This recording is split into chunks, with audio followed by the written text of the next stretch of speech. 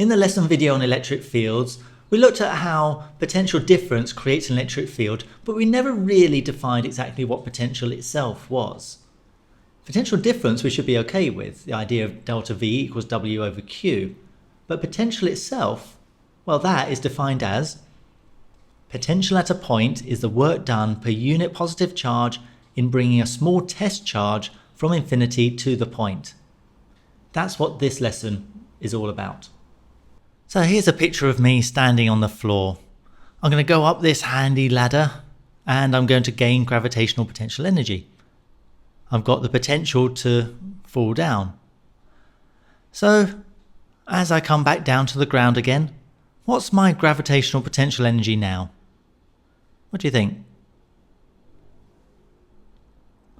Most people will answer 0 to that. The slightly better students might say 0 joules even. Okay, so now I'm going to go down a step. What's my gravitational potential energy now? Negative something? How can we have negative energy? That doesn't seem to make sense. Maybe it's 0.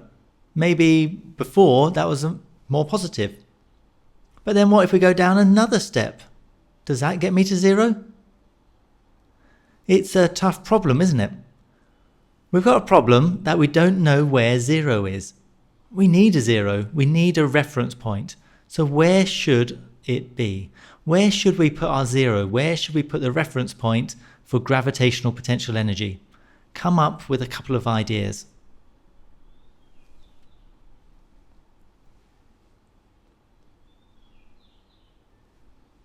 All right, hopefully you got a couple of ideas. One common idea is the surface of the Earth. Maybe it's okay to say that underground is negative. But if we do that, what problems are we going to face?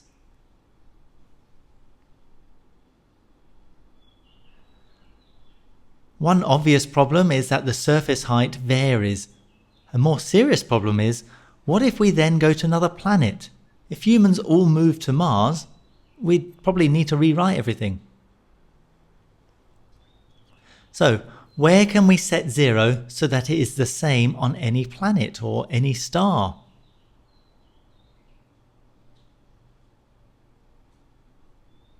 At infinity. Travelling an infinite distance from Earth is the same distance as an infinite distance from Mars. It's a clever little mathematical trick, but what we do is say that the potential energy is 0 at infinity. The next problem is that we already decided that going up a ladder increased my potential energy. So if the potential energy increases as we go up and eventually reaches 0, we must have a negative potential energy standing here on Earth.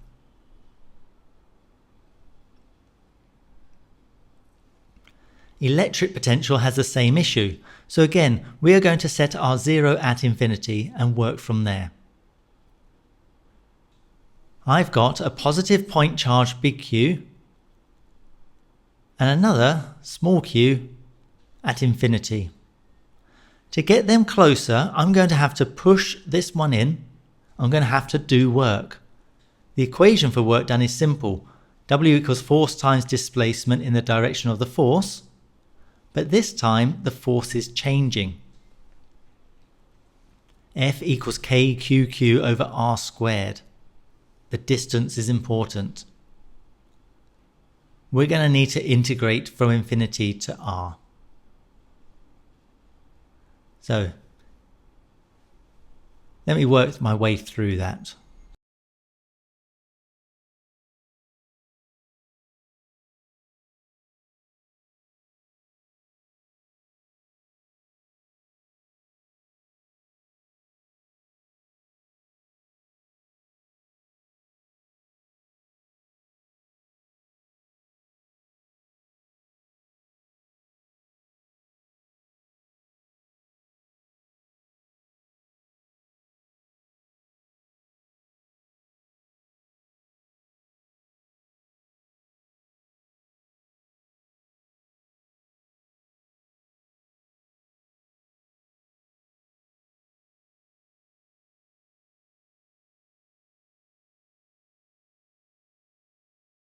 So the work done by the system is given by W equals minus KQQ over R, which means the work done on the system is positive KQQ over R. It's okay to have a negative here because it simply indicates the direction the energy is moving in, not that we have negative energy itself. Its work done is the change in energy. Since potential is work done per unit charge, V equals W over Q, so V equals minus KQ over R. Finishing off, if we look at the graph of potential against distance from the point charge, we can see that the gradient is negative. Numerically, the gradient is dV by dr.